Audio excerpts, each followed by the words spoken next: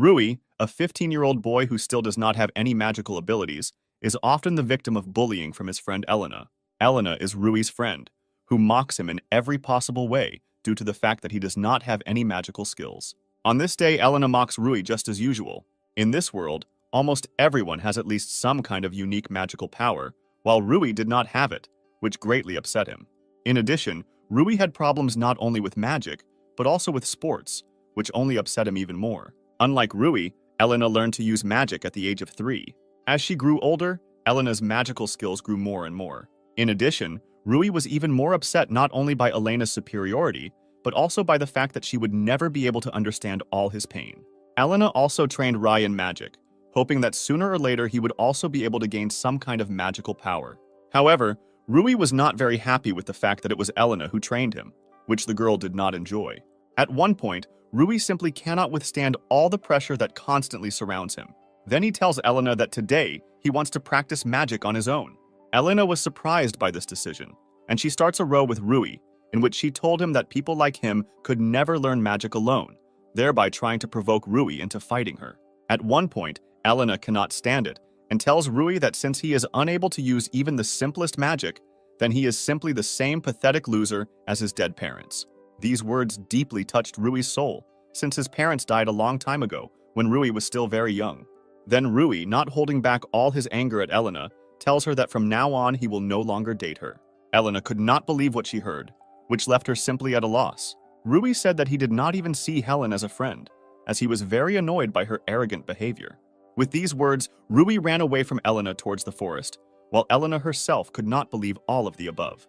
After such an unpleasant conversation, Rui was able to reach the forest after some time, where he decided to start training in magic. In preparation for using the spell, Rui attempts to use wind magic.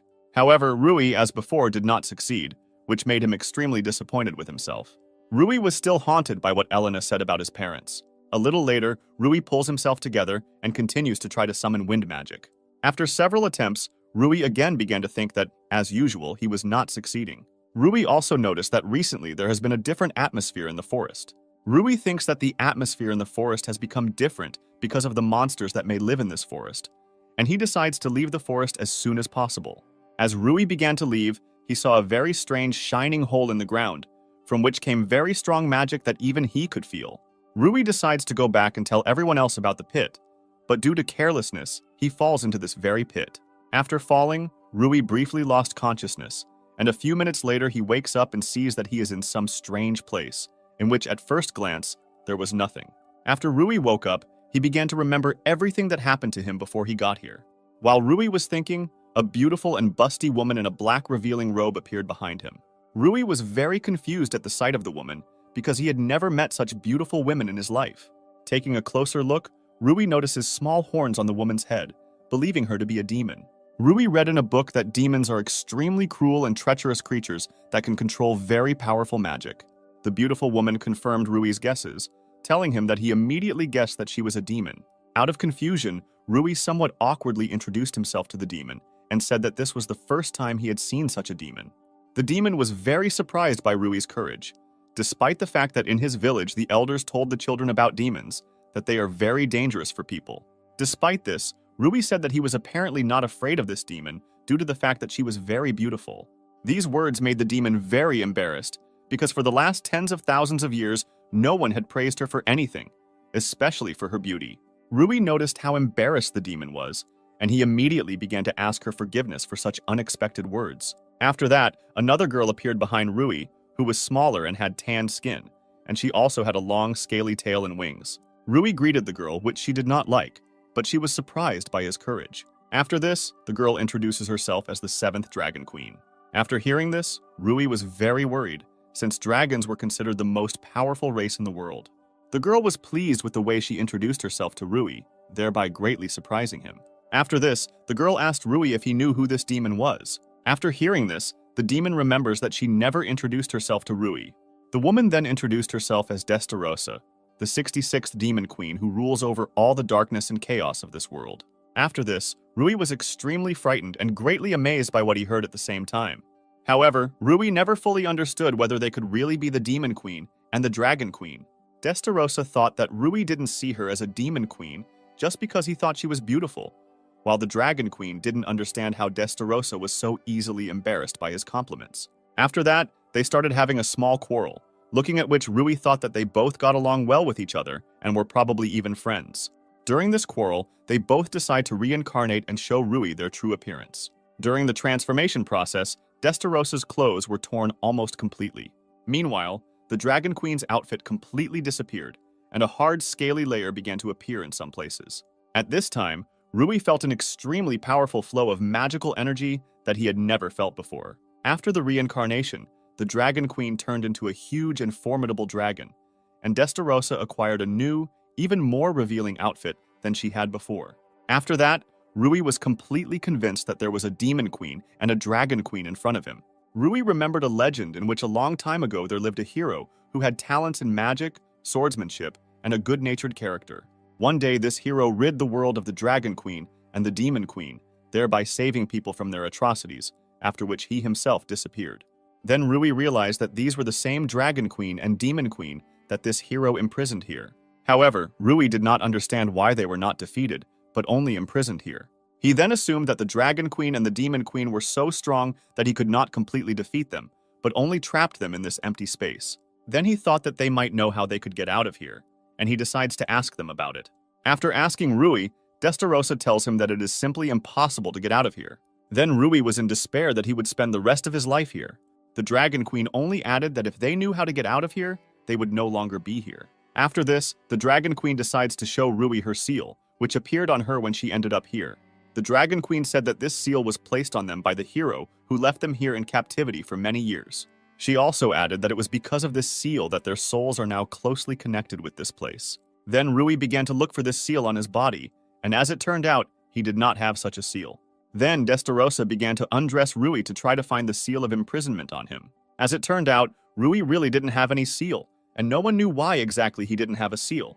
Then Rui said that he got here after he fell into some strange hole in the ground. Destarosa thought that he had ended up here due to some strange accident. Destarosa also suggested that he could still get out of here. Hearing this, Rui said that he was ready to do anything to leave this strange place. Hearing this, the Dragon Queen and Demon Queen were surprised by Rui's big promises. Rui, in turn, did not fully understand what exactly they wanted from him. Then Destarosa said that Rui could make a hole in this place through which he could escape. Then Rui said that he could not use magic on his own, and thus he could not make a hole in this space. Destarosa told Rui that he couldn't not use magic at all. Then Destarosa invites Rui to train him in order to increase his magical powers. For better understanding, Destarosa explained to Rui that magic is like a muscle, and the more he uses it, the stronger it becomes. But despite this, if he overdoes his efforts, then his magic can completely run out, and then he can die from it. Destarosa also added that for the most effective training, he will have to bring his condition almost to death as often as possible. Destarosa said that 500 years of training would be enough for Rui, which greatly shocked him, thinking that he simply would not survive. Then the Dragon Queen told Rui that time moves differently here, and that here 1 year is equal to 1 day on Earth. Then if Rui spends 500 years in this space, then only 500 days will pass on Earth. The Dragon Queen said that if they trained him, he could get out of here. Rui thought that they would not help him just like that, and then they said that in return, he would help them get out, and he could not refuse such an outcome of events. The next day, Destarosa began training Rui, which he was very grateful for.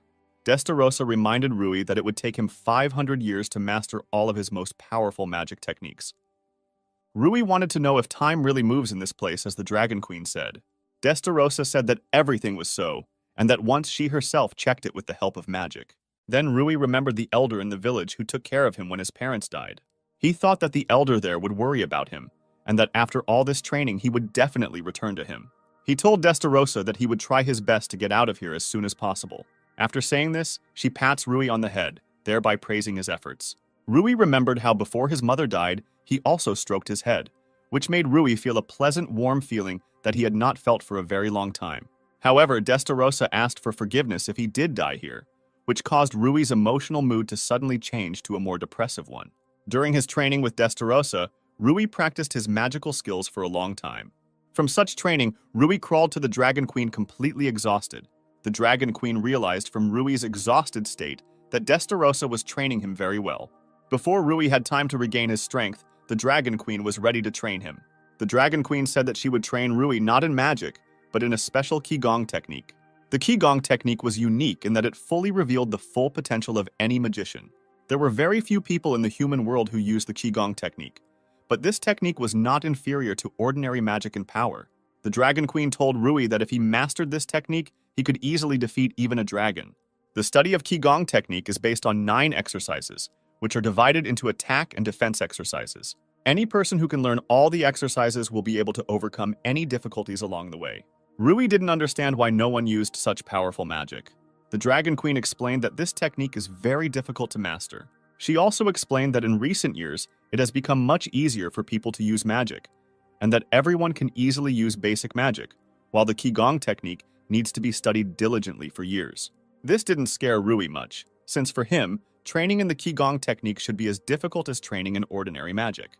The Dragon Queen also added that to learn the Qigong technique, a person does not need any talent, and all training was based only on painstaking study. Rui said that he will try his best, and he can't wait to start training. However, the Dragon Queen did not mention that Rui must memorize everything he will study. After the explanation, Destarosa appeared to them and said that the training program would change every week. The Dragon Queen thought that Rui should learn Qigong before Destarosa had time to teach him how to use magic. 10 years after Rui found himself in endless hell, his magic skills became much stronger. Destarosa was satisfied with the results of her training, but she also understood that Rui needed to continue training. Destarosa noticed all of Rui's progress and saw how he became a real magician. Destarosa was also surprised by how Rui, during all her continuous training, never showed his fatigue. At the end of the training, Destarosa told Rui that he had enough for today, but Rui argued that he could still continue despite the almost complete lack of magical energy in him. Rui also said that he tried very hard in training and that he cannot just take it and start resting. Destarosa thought that Rui had an unhealthy desire to master magical skills. Then she decides to tell him that he is trying very hard to prove himself in all her training sessions. She also added that despite how weak a magician he was in his world, all his efforts bring him results. After this, Destarosa decides to transfer some of her magical power to Rui through her magic channel. She explained to him that magicians like him have very little magical power, and therefore she could transfer very little magical energy to him. She also explained that if he did not use this magic, his magical power would weaken, and over time he would not be able to use his magic at all, which scared Rui very much. After this, Destarosa began the process of transferring magical energy to Rui. While she was transferring some of her magical energy to him, she noticed that during all the time of his training, Rui's magical channels had become more stretched compared to other people. After transferring the magical energy, Destarosa kept telling Rui that with every training he and his magic were becoming stronger. At first, such words from Destarosa touched Rui very much, since no one had previously praised him as much as now. A little later, he calmed down and told Destarosa that he was very pleased to hear such warm words of support. Rui also said that he was very glad that he came to this place and ended up with them, affectionately calling Destarosa little sister. She was incredibly embarrassed by what Rui called her, causing her to faint. At first, Rui became very worried about Destarosa, but the Dragon Queen told him that she was just crazy and that she would come to her senses soon. After what she saw, the Dragon Queen told Rui to rest before training with her. During training, Rui was able to do 100 push-ups with a very heavy stone on his back. After this, the Dragon Queen told Rui to rest before the next exercise. She was pleasantly surprised at how the first visible results of her training began to appear. She also drew attention to how, after 10 years of training, Rui was able to master the Qigong technique. While she was thinking about Rui's abilities, she noticed how he, hiding from her, continued to do push-ups, which she did not like very much. She was very unhappy with this behavior, telling Rui that he should never overexert himself. Rui said that because he was extremely weak in his world, he should train as much as possible. The Dragon Queen kept telling him that this was all nonsense, and that his physique was more than strong and resilient, which Rui simply did not believe. He said that he was the weakest and slowest in his world, and that the Dragon Queen would not be able to understand him, because she was very strong. The Queen draconically realized that Rui was a child with complexes, and that she needed to somehow fix it. She then tells Rui that thanks to his efforts, his physique is getting stronger with every workout. She explained to him that he considered himself weak only because he simply did not know before how effectively he could use his body. She also drew his attention to the fact that his body has very efficient regeneration, and that he should be grateful to nature for the fact that he was born so strong. Rui was very touched by the Dragon Queen's words about his unique physique. After this, he decides to ask the Dragon Queen about what her parents were like. She replied that her parents died when she was very young, and that she did not even remember their faces. After this question, Rui began to feel somewhat awkward after his question, thinking that she was uncomfortable remembering it. But instead, the Dragon Queen just grinned and told Rui not to think about it, and that she also had a strong body, which she received after birth. After that, Rui could not contain his emotions and rushed into the arms of the Dragon Queen, thinking to himself that they had a lot in common. She didn't fully understand what exactly was going on, to which Rui replied that she was trying very hard too. After that, the Dragon Queen realized what exactly was going on, and after a short hug, she began to calm him down. After this, Rui felt better and said that at one time the Dragon Queen was the same as he was before, and that he would no longer whine. At this time, Destarosa had already managed to come to her senses, and she understood that everything had worked out for them with each other. In the 100th year of his stay in the Endless Hell, Rui became much stronger, and he could even use some magical techniques. He wanted to show the Dragon Queen his results, and he called her as Rio. Then she remembered how Rui once asked her if she had a name. Before, when she terrified people, everyone knew her as the Dragon Queen, and no one saw her as an individual. And after hearing this, he decided to address her as Rio. Rui distracted Rio from his thoughts, and he wanted to know if his magic had gotten better. Rio said that his magical skills have become much stronger compared to those he demonstrated in previous training. After this, Rio began to praise Rui for being able to master half of all offensive and defensive Qigong techniques in just 100 years. Rui later told Rio that every time she touches him, his heart starts beating faster every time. Rio was shocked by what she heard, while Rui continued to say that her skin was very soft and that it smelled very good. Rui still couldn't stop complimenting Rio, which made her feel more and more embarrassed. After that, she began to beat Rui for what he had just said to her, considering him a pervert. Rui didn't understand what exactly he said about her, thinking that he said too much. At this time, Rio, while still thinking about what Rui had just said to her, was also thinking about how much he embarrassed her. At that moment, Destarosa approached them so that she could discuss some issues with Rio regarding further training. Rui then decides to leave Destarosa with Rio and continue training away from them. Destarosa pointed out to Rio how they had become friends with each other during their training. She reminded Rio of how before Rui was here, they would constantly fight each other to the death. Then they both realized how much had changed in the Endless Hell since Rui's appearance. Then Destarosa thought about how everything had become so fun for them from that moment on. After this, Rui decides to turn to Destarosa with a question about his magical abilities. However, instead of listening to Rui, she tells him not to call her by her name anymore. Rui then tries to remember how he should address Destarosa, and when he remembered, he addressed her as little sister, which almost made Destarosa faint. After that, Destarosa attacked Rui with open arms. After this, Rui and Destarosa begin training, in which Rui shows her his abilities in using his fire magic skills. Destarosa was very pleased with how after 100 years in Endless Hell, his skills had become so strong. However, despite such a rapid growth in abilities, their moment of separation is getting closer and closer. At this moment, Rui runs up to her so that he can find out if she is happy with his abilities. But when Rui ran up to Destarosa, he noticed that she began to cry. Rui was very upset because his little sister suddenly started crying. Destarosa, in turn still crying, hugged Rui tightly to her, telling him that she was crying precisely because of him.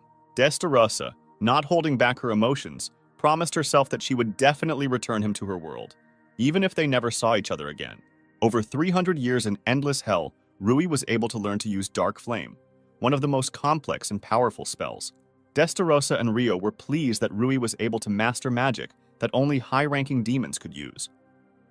Destarosa explained that she transferred some of her magical energy to Rui through magical channels from time to time so that he could use his magical skills more effectively. She was extremely pleased with how quickly Rui was able to master such complex spells. Rio said that Rui was also making great progress in her training, and that he had mastered all the Qigong skills. After the training, Destarosa and Rio once again praised Rui for his efforts and determination. After training, Rui commented that it was already late, and that it was time for them all to go to bed, which Destarosa and Rio agreed with. A second later, Rui fell to the ground from an unpleasant pain in the chest area, and Destarosa and Rio immediately tried to find out what happened to him. When they removed his outer clothing, they noticed a barely visible gray military mark on him.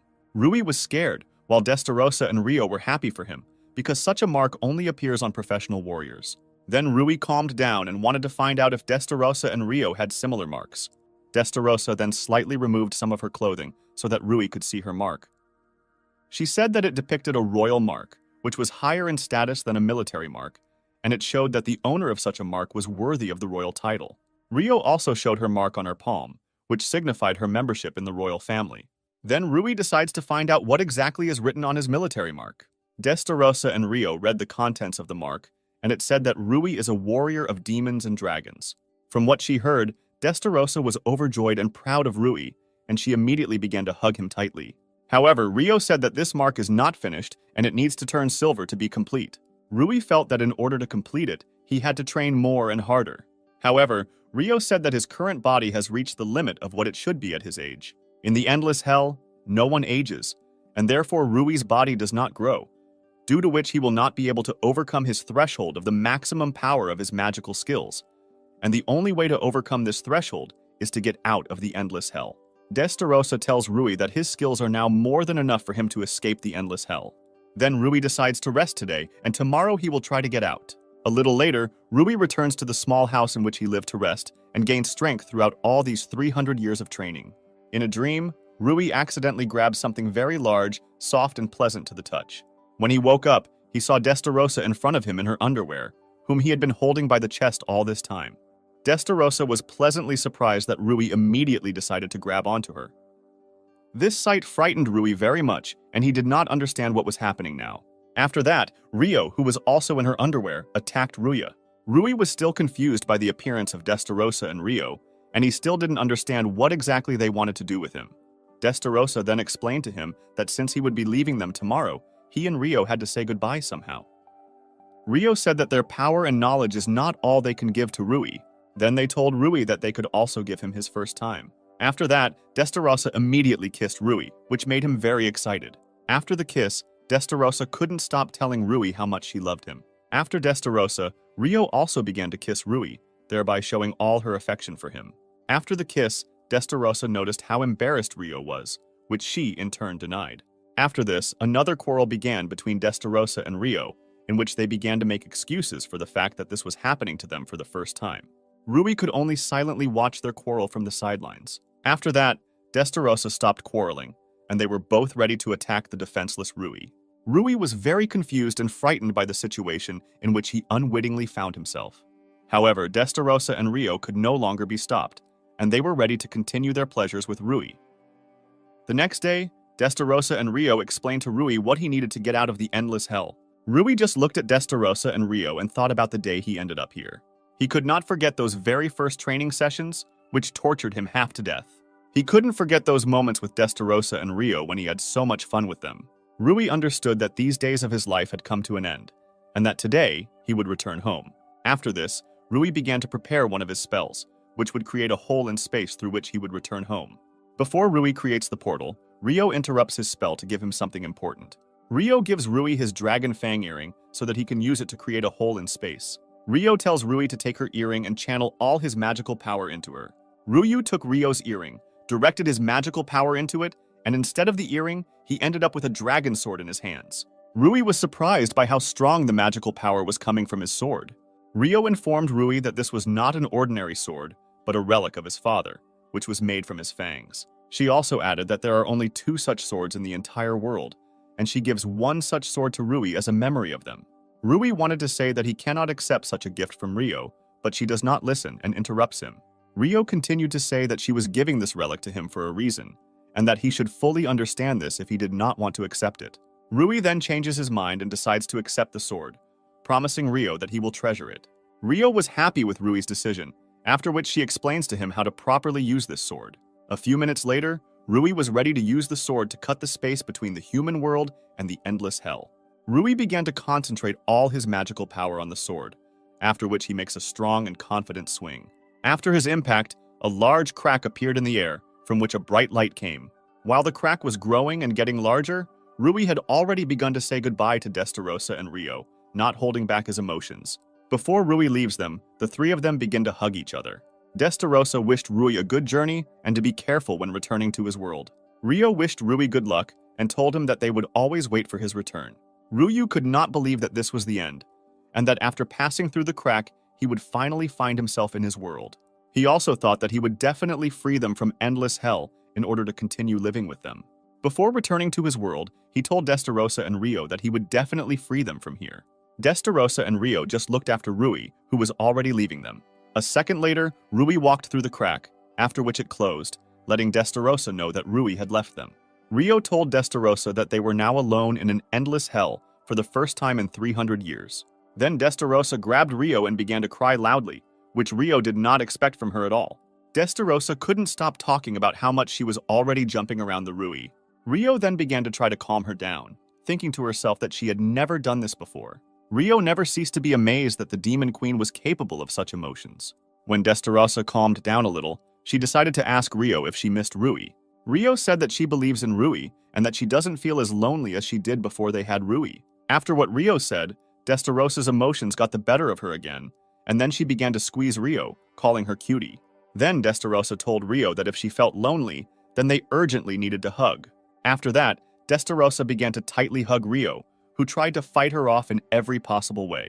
Rio increasingly wanted Rui to return to them as soon as possible. Meanwhile, Rui was between dimensions through which he must get to his world. Rui also really missed Destarossa and Rio, whom he won't be seeing for a while. However, he pulls himself together and thinks that he will definitely save them. A little later, he finds another crack that should move Rui to his world.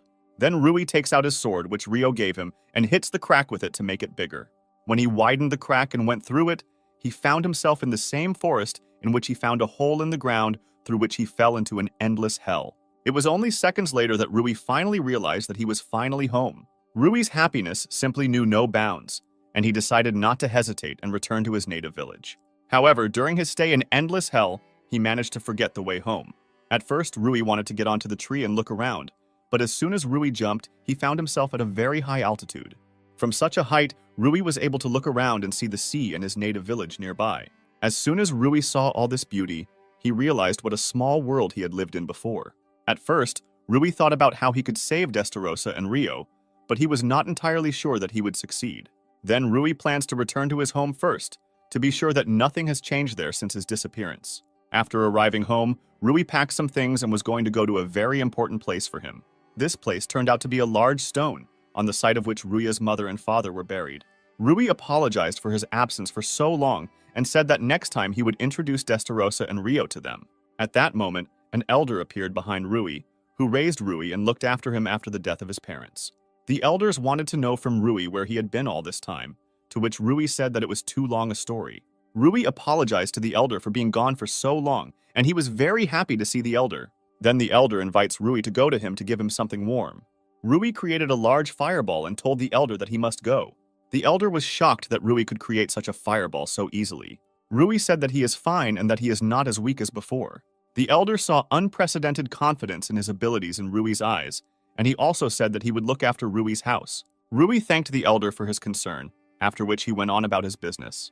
While Rui was walking, Elena noticed him and immediately began telling Rui about how angry she was with him. Elena thought that since Rui had returned, he wanted to make peace with her. Rui told Elena that her arrogance had not changed at all during the time he was gone, and that she should finally grow up. Elena was in deep shock from what Rui told her, since before his disappearance he had not behaved so boldly with her. Elena, in a fit of rage, immediately decided that Rui should answer for his words, and she was already preparing to strike Rui.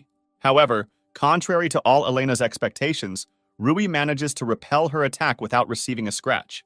Elena was perplexed by how Rui was able to stop one of her most powerful moves. Rui told Elena that she couldn't see anyone around her, and that she couldn't see how people around her were getting stronger while her skills remained the same. Then Elena only gets angrier, and she again tries to inflict at least some damage on Rui. However, despite her fast attacks, Rui still manages to dodge each of her blows. After this, Rui decides to use one of the techniques of the Qigong technique, during which he delivers a powerful kick to Elena right in the face. After such a strong blow, Elena fell to the ground, but even after it, she did not stop commanding Rui, telling him to pick her up. Instead, Rui just says goodbye to Elena, telling her not to get in other people's way anymore. Elena still did not stop shouting after Rui that sooner or later she would still be with him. On the way, Rui remembers a conversation with Destarossa and Rio, in which they discussed a plan on how Rui could rescue them from the endless hell. Destarossa suggested that the first thing to do would be to find some information about the hero who imprisoned them, since only he knows how to remove the seals from them. Rui suggested that this hero must have already died, but Rio said that his relatives or his family might also know how to free them from here. Then Rui decides that when he returns home, he will have to find the hero's grandchildren. Along the way, Rui decides to first find out about the hero's grandchildren from people in Escadoria, the capital of the continent. However, Rui did not know which direction the capital was located, and he decided to find a large accumulation of magic. The technique of searching for magic is more often used by demons, while people need to have a lot of magical energy to master this technique. Rui then concentrates all his power on using this magic to find large concentrations of magic that may be coming from the capital. After using it, Rui finds a large accumulation of magic, thinking that the capital is located in that direction. After Rui discovered the approximate location of the capital, he decides to use flying jump, one of the Qigong techniques that allows him to develop very high speed. Rui only jumped forward slightly, and he was already able to cover a very long distance in a matter of seconds. After several such intense jumps, Rui decided to take a short break. But when Rui stopped, he noticed a large line in front of him, which was moving towards the entrance to the capital. Rui was a little worried because he had never been to the capital before, and he didn't know what to expect. Finally, it was Rui's turn, and one knight demanded that Rui show his migration card. The knight realized that Rui did not have any migration card, and he demanded that Rui leave the queue. Rui was confused, because no one had told him before that he should have some kind of migration card. Rui began to worry more and more every second, while trying to somehow get out of the situation. The knight believed that Rui was going to enter the Magic Academy, but Rui did not fully understand what the knight was telling him. Then the knight told Rui to hurry up, since the entrance exam to the academy would begin very soon. Then the knight let Rui into the capital and wished him good luck in his exams. Rui was happy, and at the same time he also did not understand why that knight still let him through. Rui was in the capital for the first time in his life, and he was simply amazed at how beautiful everything was in it. Rui heard from adults that there were a lot of people living in the capital, but there were many more of them than he thought. Rui went to one of the signs so that he could familiarize himself with some of the capital's places. To the right of the sign, Rui saw a shopping area where people were selling various things in the morning. To the left was the very academy that the knight had told him about. Rui always dreamed of getting into this academy and studying there, but now he had no time for that. At first, Rui wanted to find out something about the hero's relatives in the bar, because you can always find various useful information there, but since he was still a child, he would have been quickly kicked out of there. Then Rui thinks of going to the guild, where he can get the opportunity to earn money by completing various orders, and he can also get a migration card with which he can travel to other cities and countries. After some deliberation, Rui decides to join the guild and become an adventurer. Then, an old angry woman appeared near Rui, who believed that Rui had gotten lost on the way to the academy. Then the woman grabbed Rui and forcefully dragged him towards the academy. On the way, the woman told Rui that the academy was made to directly compete with the empire, which was becoming larger and larger every year. She also told Rui that he would have no problem passing the exam at the academy without presenting any documents. A few minutes later, they reached the very academy where entrance exams are now being held. Rui already understood that he was now in a hopeless situation, and now he had no choice but to go to the exam. On the other hand, Rui was not at all upset that he was able to get here. After that, Rui walked up to the counter, behind which was one of the teachers who was receiving new students. In the distance, Rui noticed targets floating in the air, where new students showed off their magic skills. One of the teachers told Rui that he needed to show his magical skills, where he could use absolutely any magic. Rui noticed that one girl was completely unable to hit targets with her magical abilities. Rui felt sincerely sorry for her, while the rest of the applicants laughed at her and said that she was completely inept. The next one to show off his magical skills was Rui. At first, Rui wasn't going to show his full power, but he decided to show everyone what he learned from Destarosa and Rio. At this time, the others did not understand who it was and from which village he came here. The teacher gives Rui the command to start, and Rui created a huge fireball that should destroy all the targets at once. The others were shocked by what they saw and did not understand how Rui was able to use such powerful magic. After Rui used the magic, a large gap appeared on the ground, from which a lot of smoke came out. While the others were scared by such magic, Rui was more than pleased with his result. Rui decides to ask the teacher if he managed it, but the teacher at that moment was lying on the ground unconscious. Then Rui decides to ask another teacher if he will be accepted with such skills, to which the teacher fearfully replied that he might be accepted, after which Rui was sent to the next exam. Rui was very embarrassed by the interest with which people around him were talking about him. At that moment, Yuri, one of those who also decided to enter the academy, decided to turn to Rui. Rui didn't understand what a handsome guy like Yuri wanted to know from a country boy like him. Rui greeted Yuri and said that he was very glad to meet them, to which Yuri reciprocated. After meeting each other, Yuri decides to immediately start communicating with RY on Tai, since everyone here was absolutely the same. Rui was very surprised by Yuri's expressive smile, thinking to himself that girls were constantly running after Yuri. Yuri drew Rui's attention to how many unusual new students were entering the academy this year. Yuri also told Rui that he thought she would be the best among the new students, although Rui did not quite understand who Yuri was talking about. Rui decides to ask Yuri who exactly he is talking about, telling him that he only recently entered the academy. At first, Yuri thought a little, but a little later he and Rui return to the topic of conversation. Rui wants to know from Yuri how strong she is, to which Yuri replies that she is the granddaughter of that same hero. Rui was shocked by what he heard, since he did not at all expect that the granddaughter of the hero himself would study here. Then Rui decides to ask Yuri what she looks like, which at first surprised him very much. Almost immediately, the hero's granddaughter happened to be near Rui and Yuri. As soon as she appeared, she immediately asked Rui if he was the same new student that everyone was talking about now. When Rui told the hero's granddaughter that it was him, she told him that he looked extremely pathetic.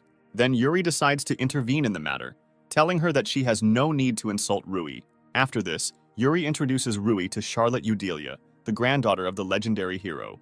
Rui immediately recalls moments in his life when he admired the hero and his actions. He also thought that the Queen of Demons and the Queen of Dragons were not at all as evil as they were described in legends, but very kind creatures.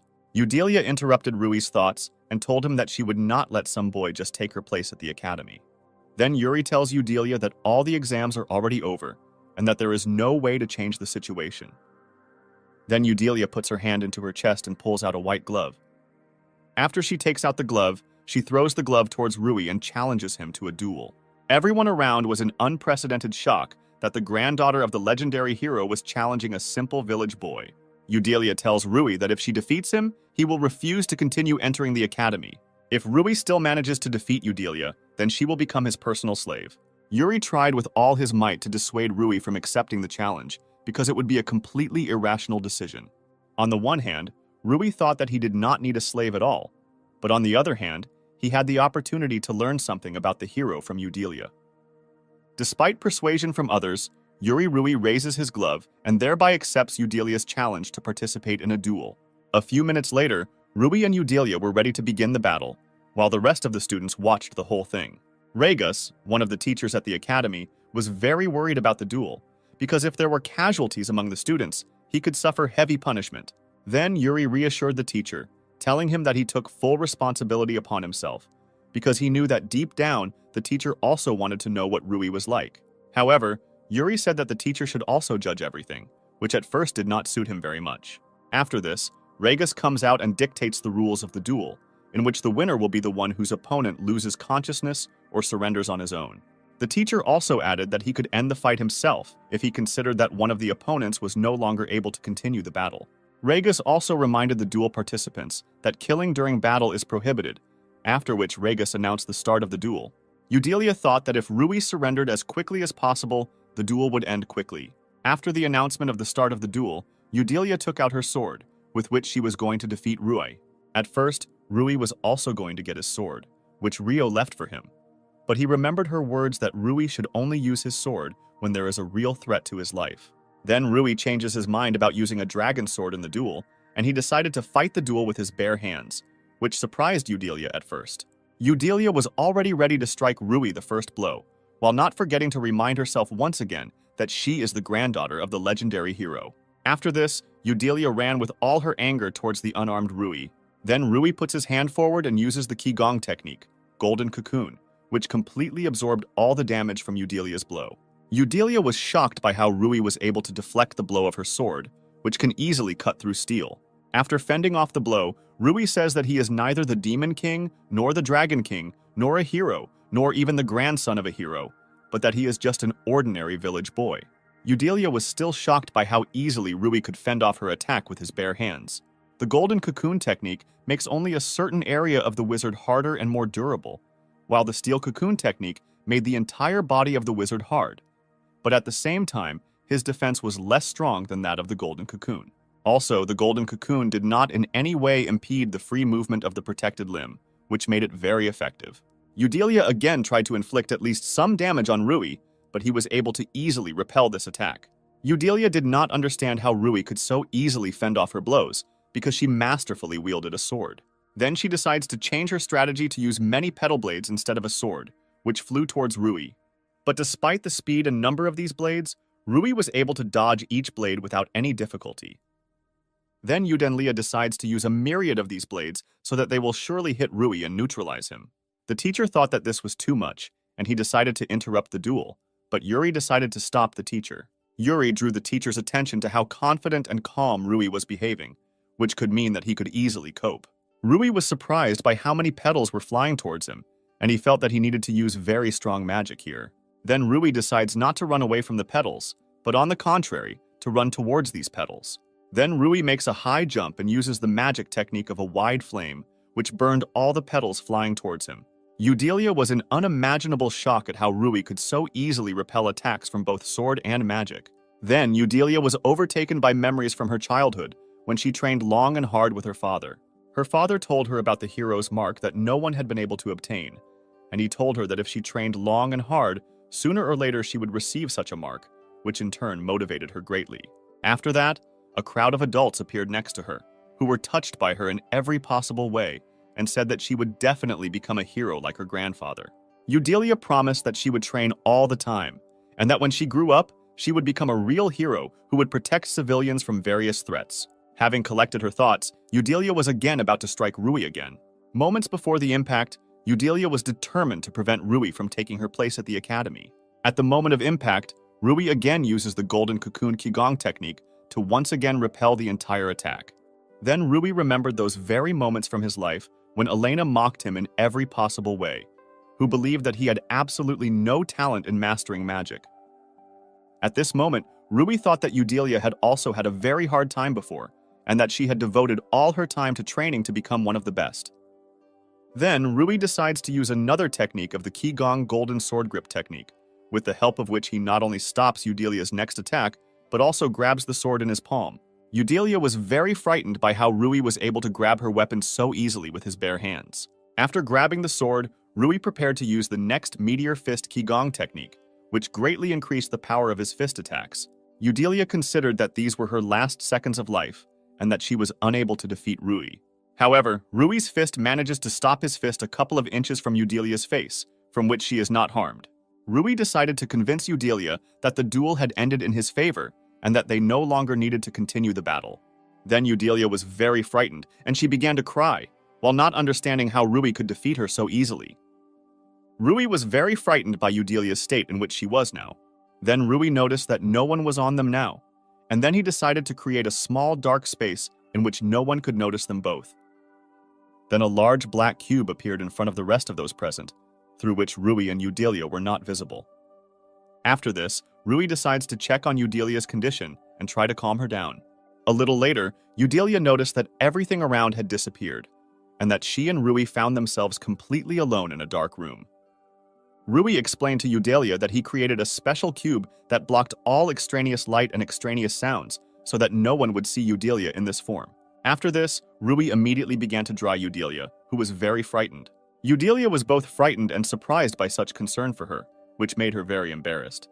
Eudelia decided to ask Rui why he was doing all this, despite how rudely she spoke to him. Rui just said that if someone gets into some kind of trouble, then he just goes and helps the person. Hearing this, Eudelia remembered how when she was little, she also dreamed of helping people in trouble. Eudelia thought about how she had never understood such a simple truth before. After this, she apologizes to Rui for her behavior and accepts her defeat. She also admitted that Rui is much stronger than her not only in battle and magic, but also in her soul. Rui said that Eudelia also showed her fighting skills well, and that her latest magic especially surprised him. Rui was about to remove the black cube, but Eudelia said that friends address each other as you, and that they are now friends. Rui did not object to this, and they shook hands as the black cube began to collapse. Viewers finally saw Rui and Eudelia finally get out of the large cube.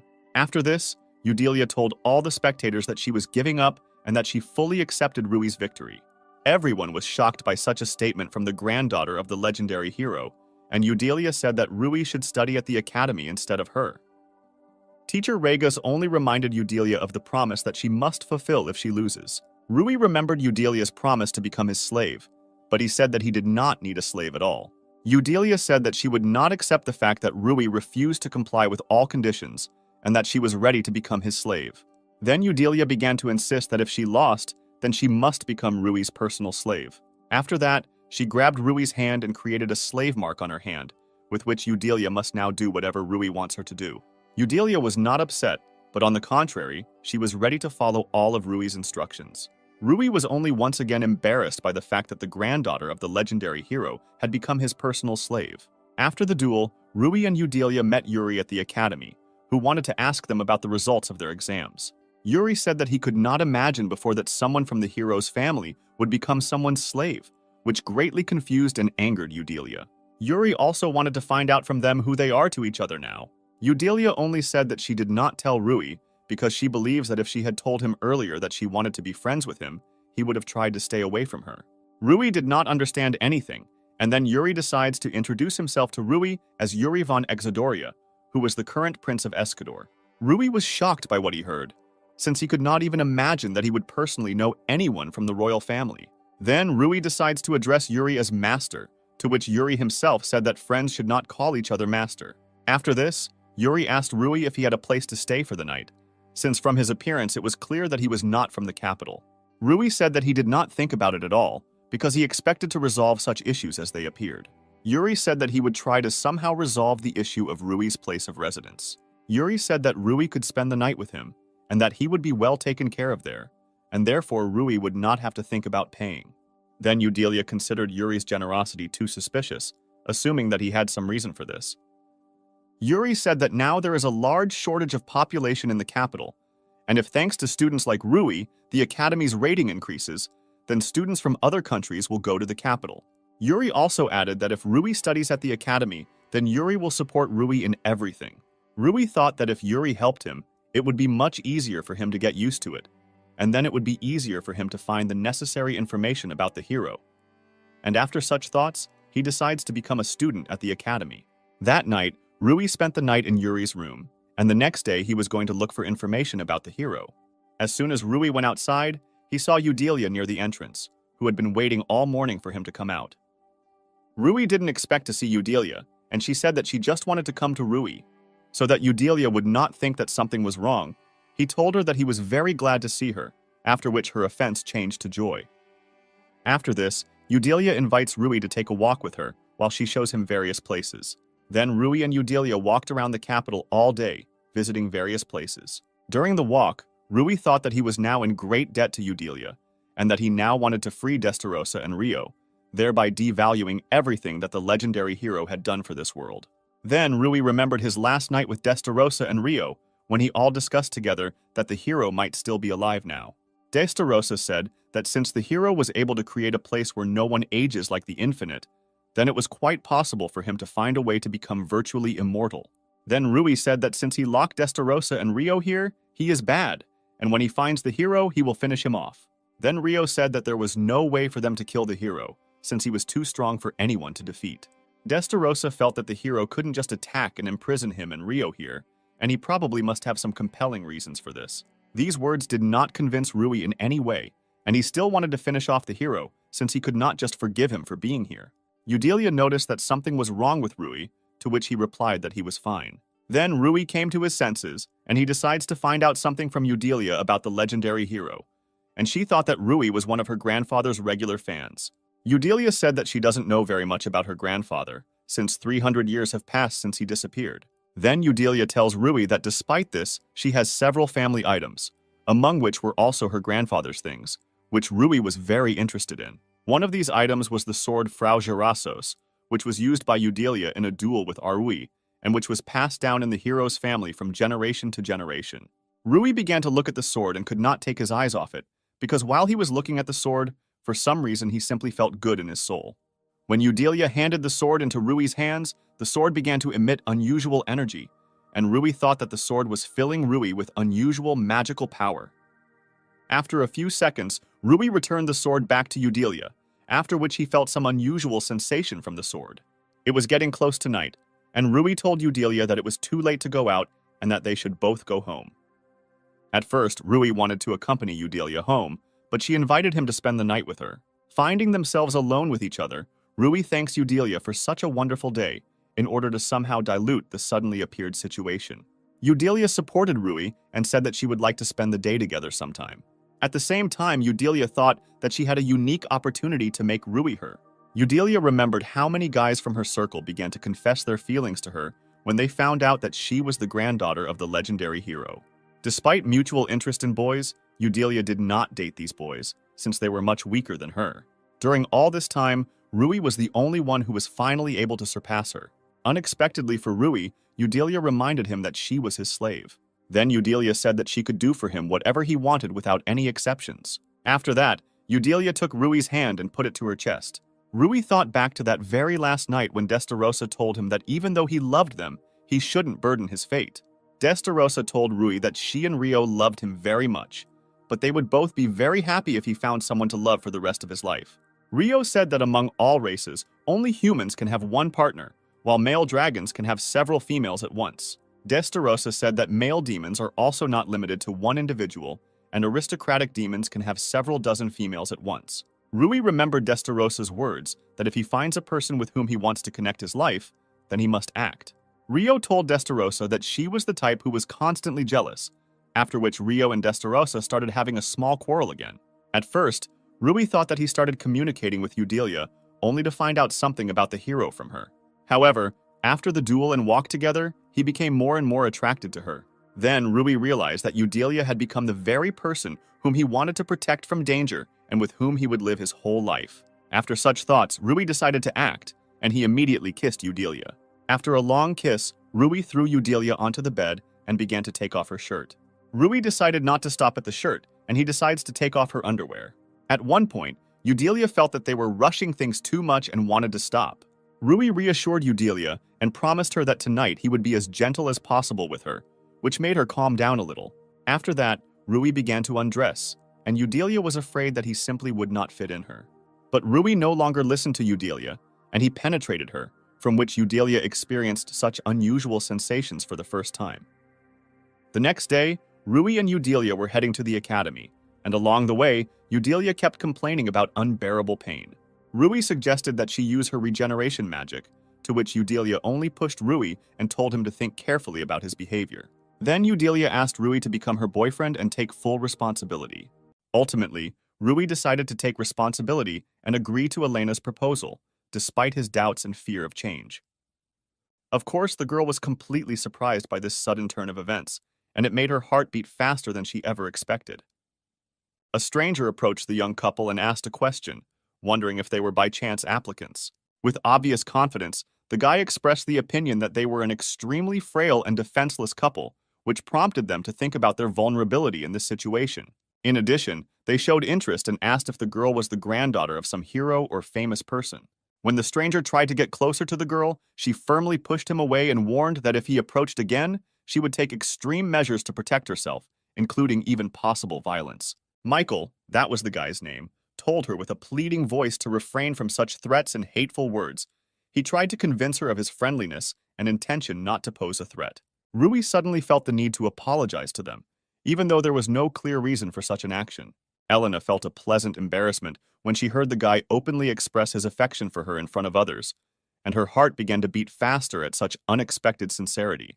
Michael didn't like the situation and decided to use his magical abilities to overcome the guy and show his strength. The main character felt puzzled about the motives of Michael, who decided to use magic in the center of the city and tried to unravel what goals could be behind this inexplicable action. Of course, he couldn't just ignore it and decided to intervene to stop the stranger and prevent the possible consequences of his magical actions. He decided to use the stone machine gun in an attempt to stop Michael and his magical actions. This decisive action yielded results. Michael flew several meters away and lost his balance, unable to stand on his feet after the force of the stone machine gun. His comrades began to worry about him and tried to calm Michael down, showing deep regret and remorse to Rui and Elena for what happened, trying to restore peace and make everything okay. The girl agreed with a smile to the guy's proposal to move on, realizing that this episode with Michael was behind her and they could continue their adventure. Since time was not on their side, they had to move more quickly and hurry so as not to be late somewhere further along their path. So many people gathered around the building that they felt the atmosphere filled with bustle and liveliness, and they had to walk through the crowd to reach their goal. Elena asked the guy not to stand out among the crowd, warning that his enemies might start making fun of him because they were surrounded by rivals. When the main character learned that the results might be posted there, his determination did not allow him to stop, and he headed to the place, despite the girl's recommendation. He noticed that there were classes labeled A through E. The girl was sure that they were probably in Class A.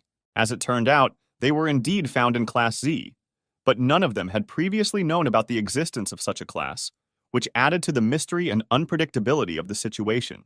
Yuri warmly greeted the couple, creating a friendly and welcoming atmosphere in this unexpected situation.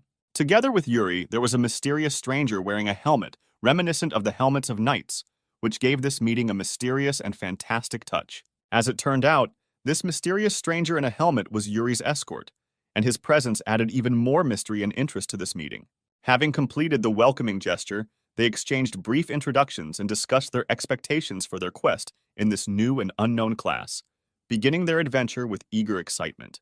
The guy introduced himself as Jason and said that his main role was to protect Yuri, which gave them an understanding of the seriousness of this mission and the need for cooperation.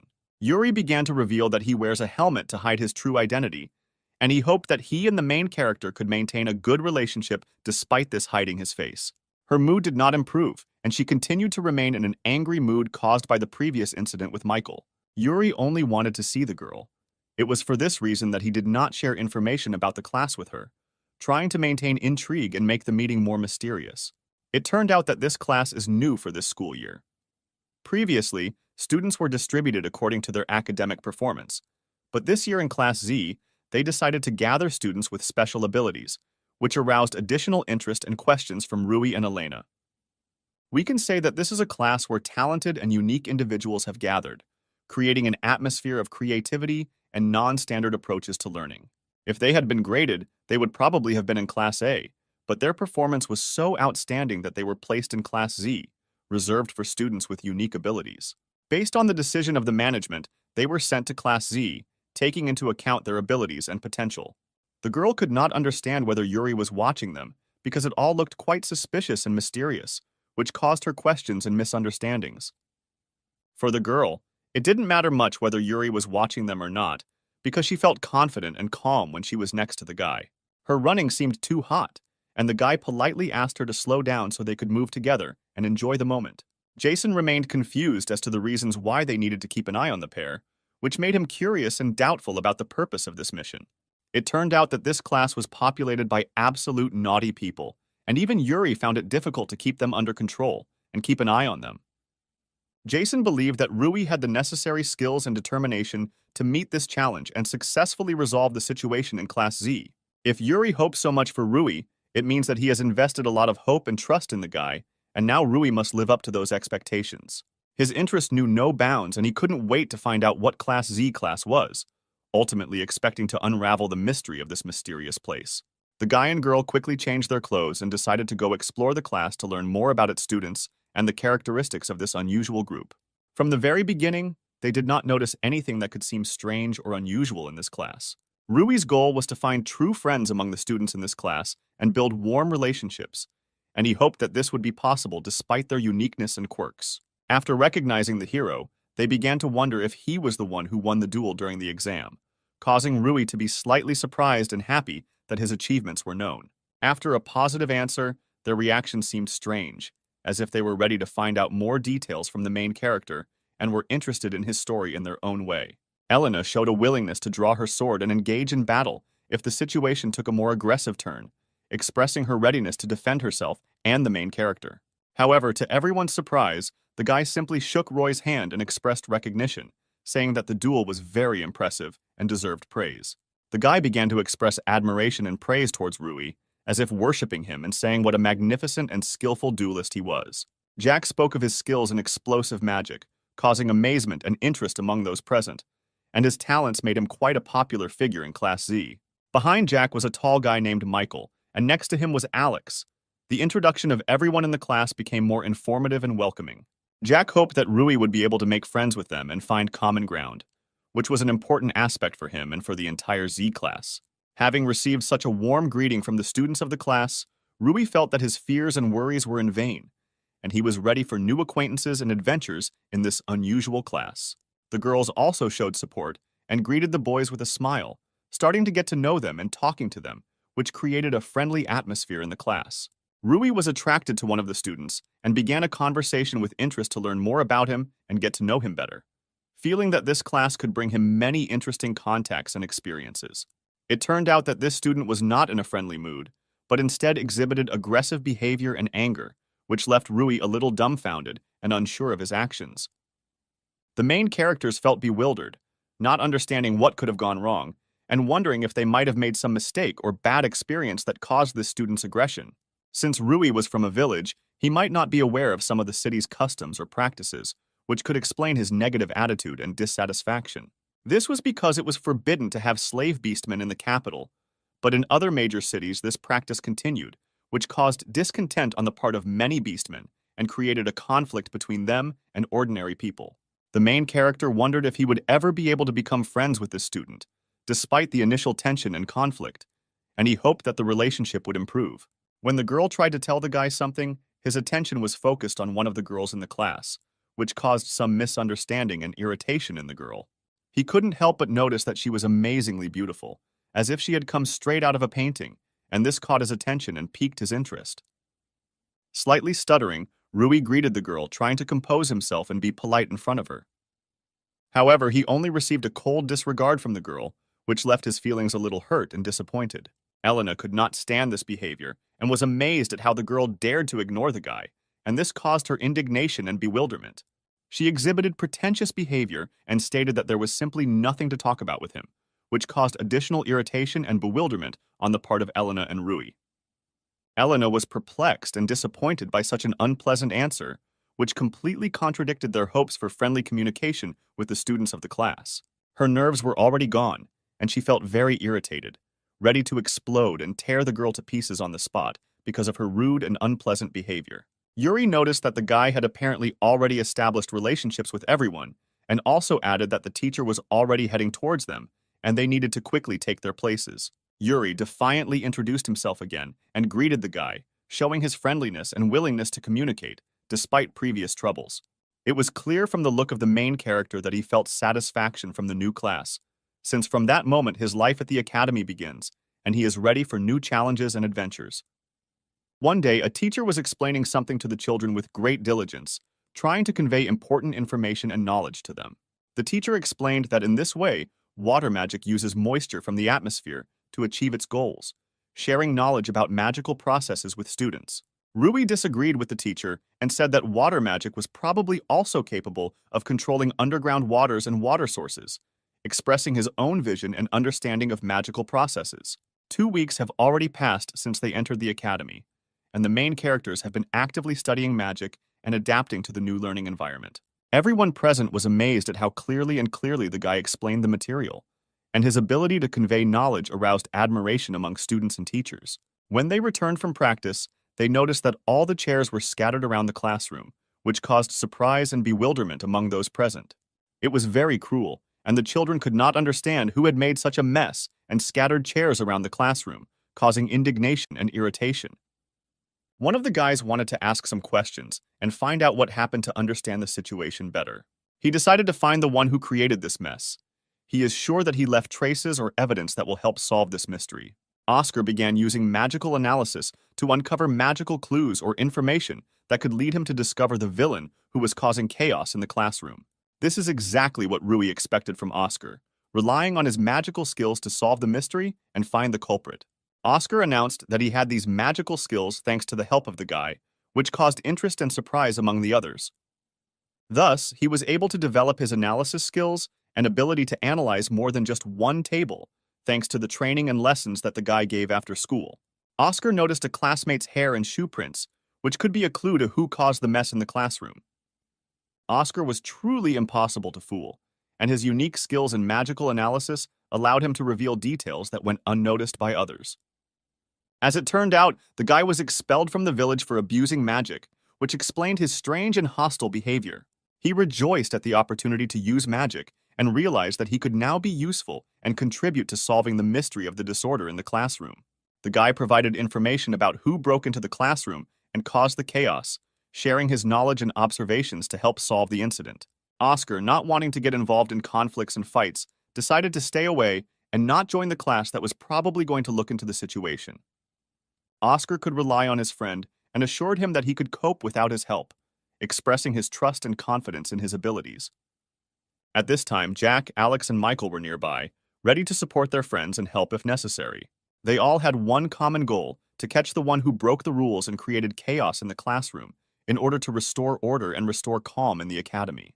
Jack asked the main character if he could start already, expressing his readiness to intervene and help investigate the incident.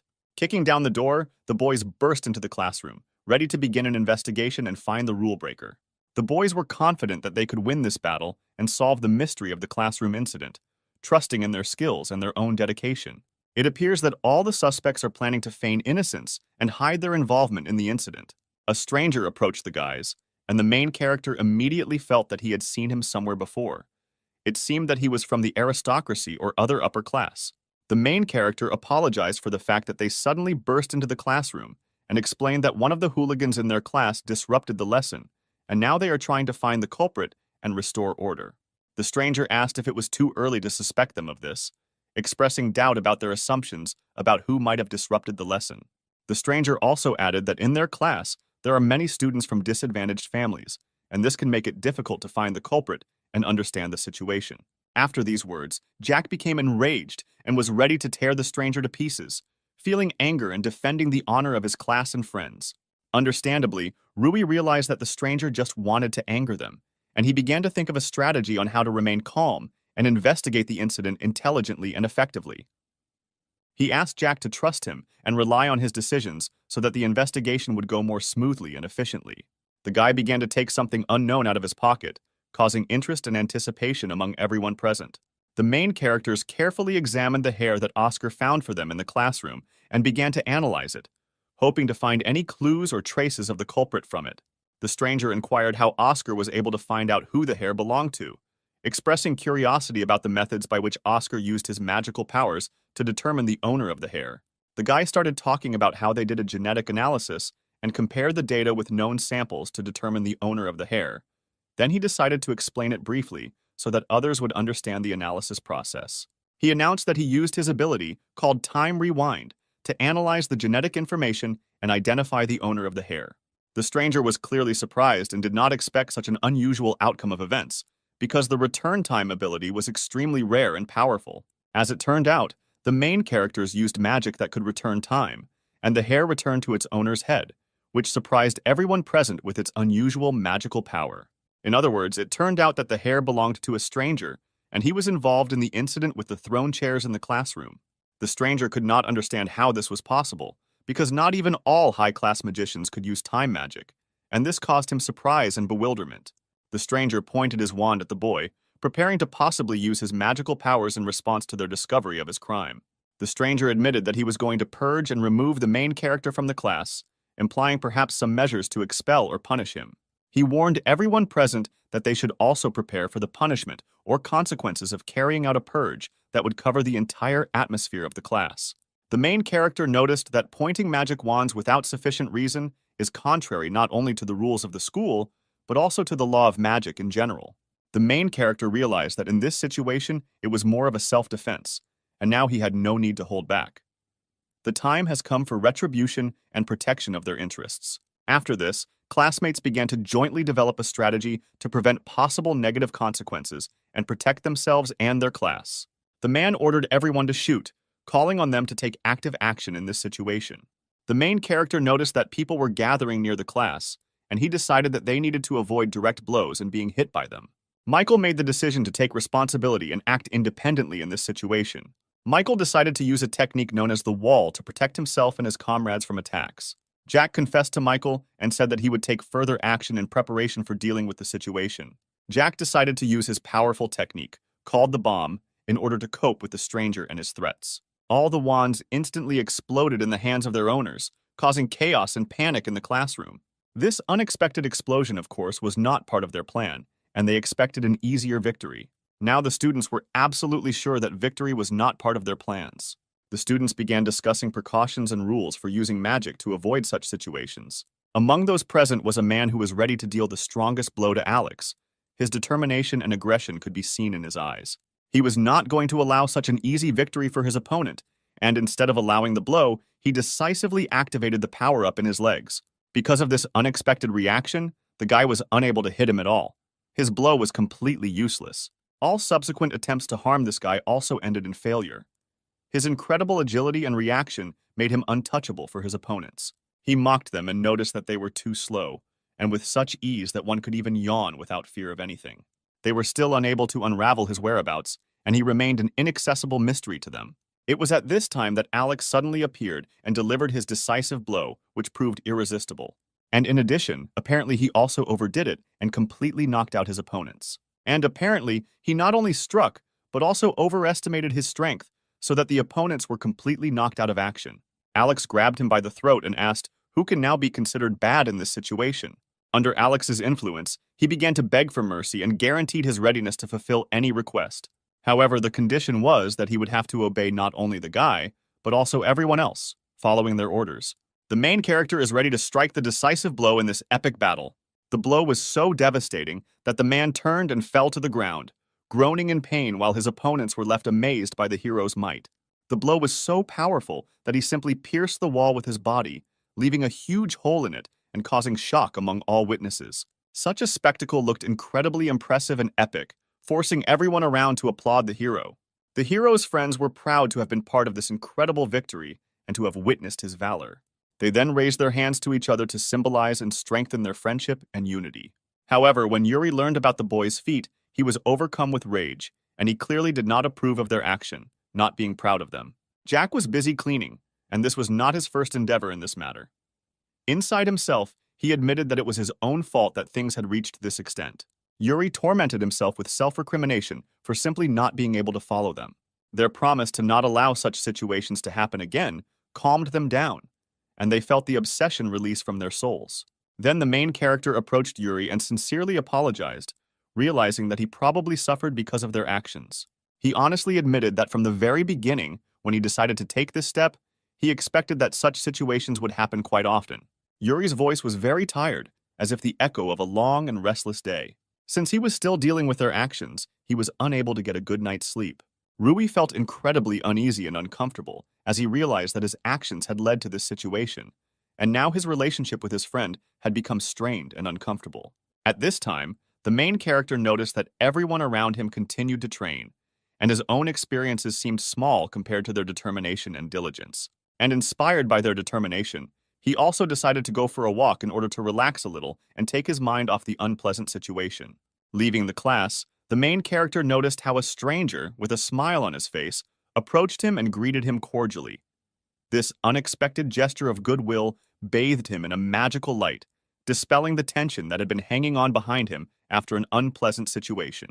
The stranger, showing interest, asked if the main character was Rui. Having apologized to the guy for his sudden appearance, the main character tried to explain that his new mood and desire to talk were the result of recent events. As it turned out, the guy's name was Madison, and he was in Class 2A, which added a new dimension to their meeting. The main character warmly shook the stranger's hand, expressing his respect for him and showing his readiness for friendly communication. Madison was just curious about what Rui looked like since there were rumors about him, and he wanted to see the guy in person. And oddly enough, these rumors turned out to be related to yesterday's incident that everyone was talking about. Madison suddenly began to approach Rui as if they had found a common language, and their conversation became more frank and friendly. Madison felt ready to tell Rui something important and personal. With a look of trust, he made it clear that he had a story to share with him, and Rui was ready to listen. Rui listened carefully to Madison and realized that even he, being strong, realized that in this world there will always be people even more powerful and terrible than himself. And at that time, the main character was worried about his charisma and ability to impress others. Rui sincerely and heartily thanked Madison for his honesty and warning about the powerful and scary people in this world. He felt that his new friend truly cared about his well-being and safety. However, within himself, he was well aware that there were at least two people whose power and influence exceeded his. Madison decided that he probably shouldn't have worried then, since meeting such people was unlikely, and he preferred to focus on what he had now. He then began to say goodbye and announced that it was time for him to go, leaving Rui with the thought that their meeting was unexpected and interesting. The main character noticed that Madison was indeed a very mysterious person, and his short meeting left a mystery in his soul. And suddenly, as if in a hurry somewhere, Madison began to say goodbye and leave the meeting place, leaving Rui with a feeling of unexplained mysteries and secrets. Rui's gaze revealed many secrets and mysteries that he may yet have to reveal. Arriving home, Rui immediately collapsed on his bed and realized that he was extremely tired after a hard day. Rui was so physically and emotionally exhausted that it was clearly a consequence of their long and tedious labor to restore the class that had been damaged. He was proud to realize that he had worked hard despite the challenges and was able to rebuild the class on his own, which filled his day with a sense of satisfaction and achievement.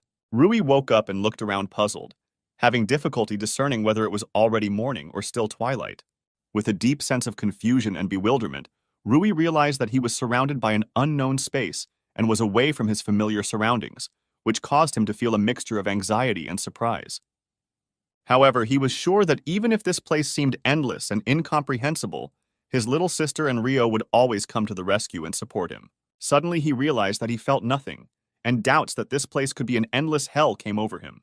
The girl behind her suddenly walked up to Rui and gently asked him to remain calm, as if sensing his anxiety and helplessness. She confirmed his words that this was indeed the same endless hell in which they were. Inviting Rui to sit at the table, she told him that they needed to talk and try to figure out this strange situation in which they found themselves.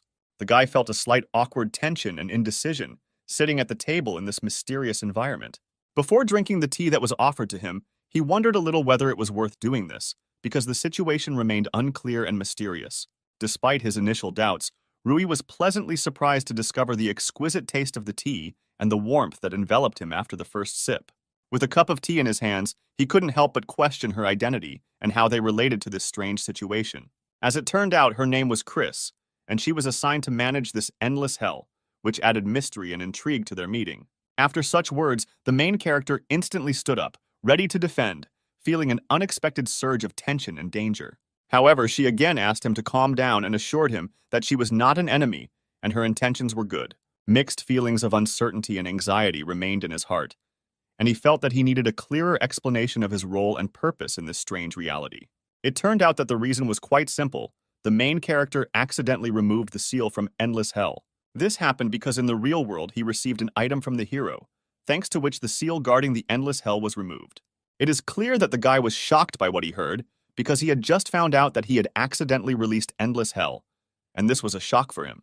Remembering the moment when he supported Charlotte's sword and felt some kind of power from it, it became clear to him that it was at that moment that the seal was removed, revealing Endless Hell. He learned that if he collects all the hero's items, the seal on Endless Hell will be completely removed and he will be able to return to the real world. Rui began to think that a joint effort with Charlotte could be more effective and safer than a solo search for an unknown hero whose fate he knew nothing about.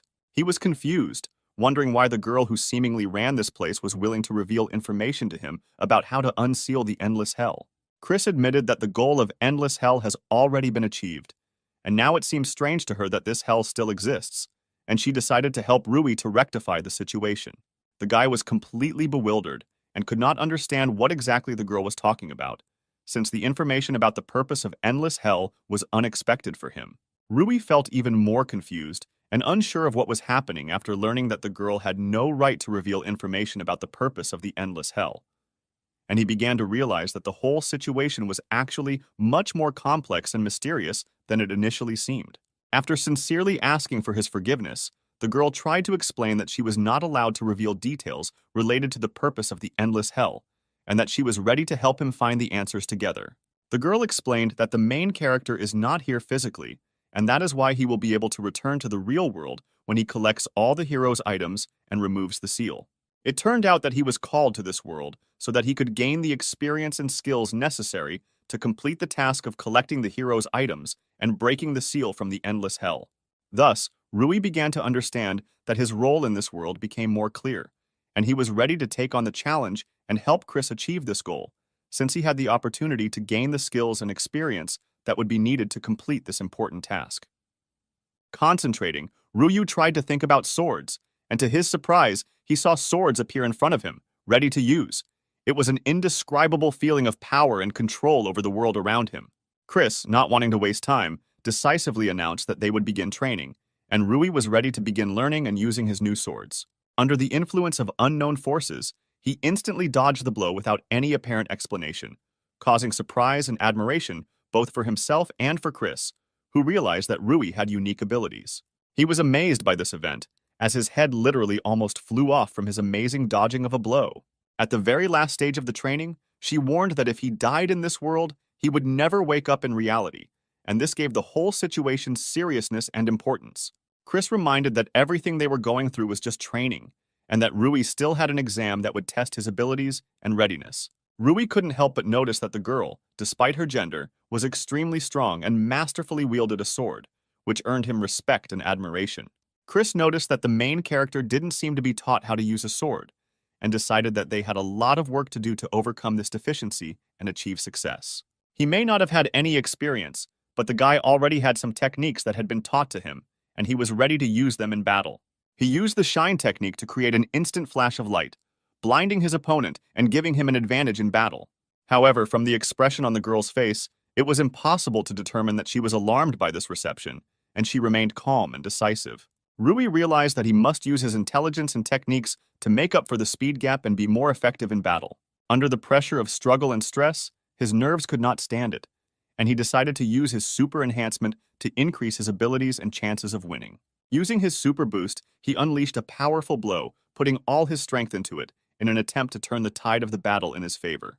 Rui's strength and determination impressed even Chris, and the battle became much more intense and interesting as both fighters fought for the top hand. Using his magical body, the protagonist gained additional strength and agility, which made his attacks more powerful and threatening, and he continued to fight with Chris, who also fought back.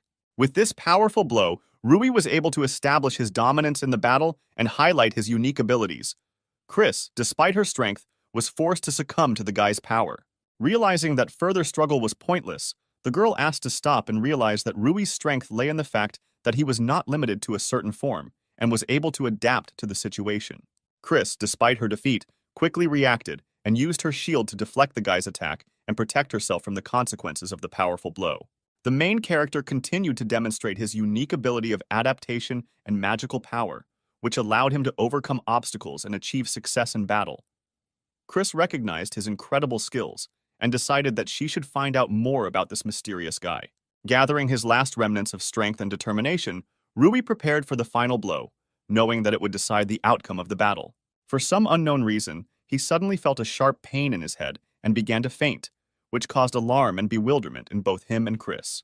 There were only a couple of moments ahead, and he could have defeated the girl, but sudden frostbite stopped him on the path to victory, and he was left bewildered and with a pain in his head. Chris, however, had no intention of killing him, and his little body did its job to protect him at the moment when he was in trouble. Sakura, symbolizing beauty and renewal, could become a sign of hope and a bright future for a guy who has gone through many difficulties and trials. Chris understood that she relied on the main character because the fate of the world was in his hands, and she believed that he could cope with the difficult task that lay before them. When the guy woke up, he felt that his whole body was in great pain, probably from the effects of intense training and fighting in an endless hell. Rui noticed that there were no wounds on his body, and he began to realize that perhaps he had never physically been to the endless hell, and this was all happening in another dimension or state. The dimension cut was explained as an advanced technology mixing magic and qigong. When this technology is combined with the dimension cut, a true dimension cut is created that could explain everything that happened in the infinite hell. With an opponent who is his equal in strength, Rui realized that even if he doesn't have a weapon, he can use magic to fill in the gaps in his technique and swordsmanship, making him stronger in battle. Rui had doubts that a girl might be better than him in combat or with a sword, and this could cause some self-doubt. By focusing on training with the ball, he realized that this was the way to improve his technique and skills, and he was ready to learn and develop to become better. The inner fire and determination burned within him, and he was ready for hard work.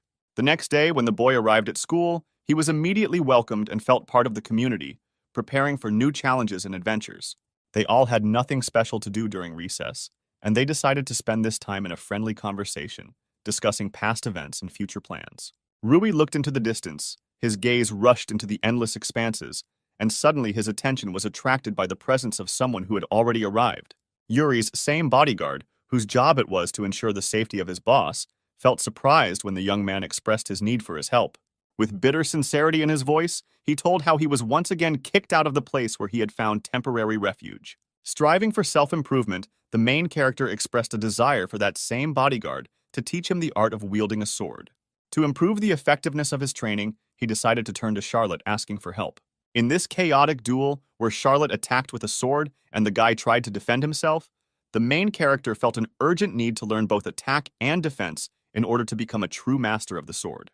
With pride and determination in his eyes, the guy admitted that he would pass on the ancestral technique known as the King's Defense Sword. Thus, an exchange of knowledge and skills began, where the protagonist became a teacher in the art of magic for Charlotte, while she became his mentor in swordsmanship. This union promised them not only power and skill, but also strengthening friendship and mutual respect. He silently watched as those around him strived for excellence and could not help but notice that their zeal began to influence him, instilling his own share of inspiration and desire for self-development. Of course, Rui happily accepted this dynamic atmosphere and most likely wanted to become stronger by accepting the influence of others into his character and improving with them. Thus, they decided to apply their efforts moderately, moving towards their goals and excellence together, supporting each other along this important path. The main character lent his support to the guy in his aspirations and endeavors, standing next to him, ready to help and inspire him to achieve his goals. After some time, the main character again found himself in endless hell, where he continued his training, striving for perfection. This time his outlook was more confident, and he approached his training with more determination and self-confidence. This visible progress in his efforts encouraged not only him, but also those around him, including the girl. Their faith in his abilities became even stronger, and they continued to support him in his path to excellence. He became much better and was even able to injure a girl, which was a clear indication of his improvement and the growth of his fighting skills. She noticed that he had begun to train and realized that his persistence and determination in the process had not gone unnoticed. The main character openly admitted that he has many teachers, and he is taught by guys who have outstanding sword skills. Chris noticed that he was serious and realized that his desire to excel and achieve his goals was a real priority for him. Rui asked why his sister and Rio were not in the endless hell, expressing his concern over her absence. She began to explain that she and he were on different floors of endless hell, separating them in this world, but remaining in contact. This knowledge about the second floor aroused his keen interest and desire to explore this unexplored area of infinite hell in order to learn more and perhaps meet his sister and Rio on a new level of this mysterious world. The girl was forbidden to say who exactly was on the second floor, and this rule added even more mystery and intrigue to their communication with Rui. The main character was a little upset after these words, since the hope of meeting his sister and Rio was overshadowed by the ban on disclosing information about them. Chris admitted that it looks like the guy in his world actually met the granddaughter of the main character, which caused surprise and joy among everyone.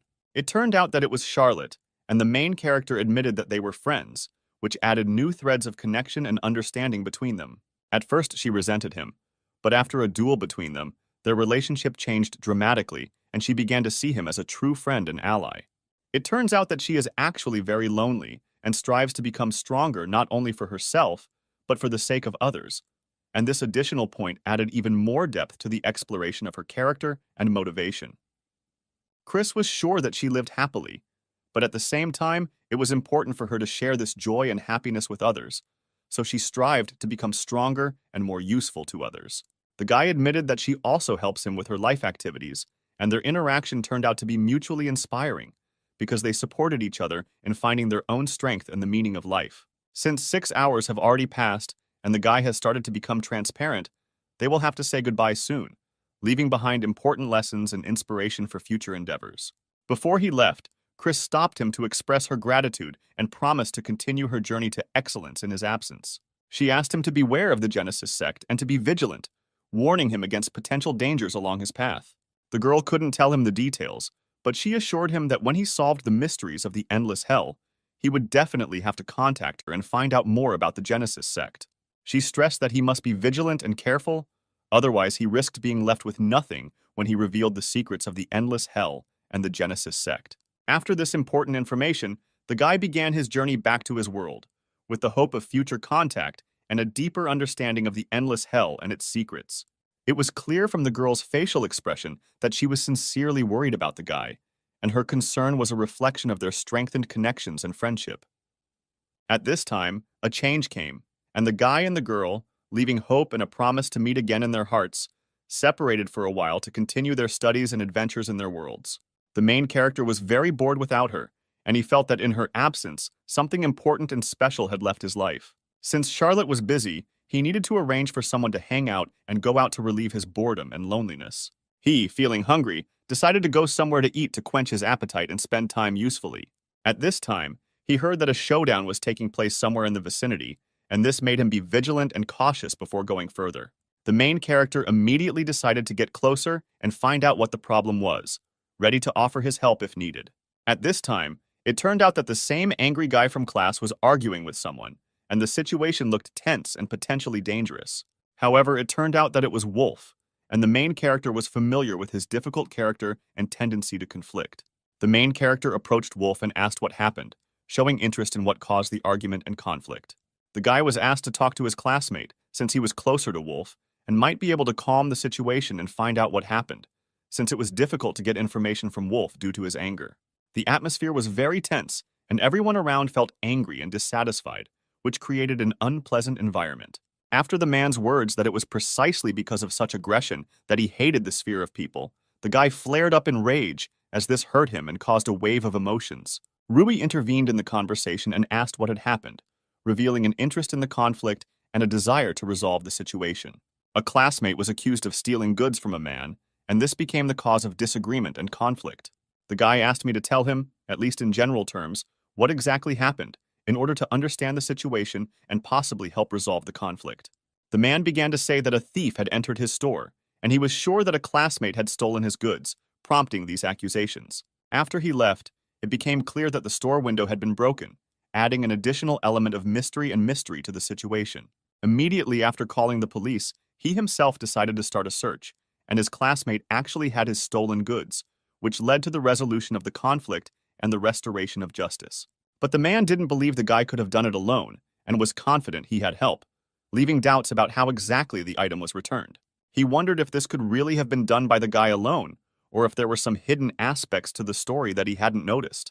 The boy often heard that beastmen were accused without good reason, and this made him worried that he might be caught and accused without providing evidence of his innocence.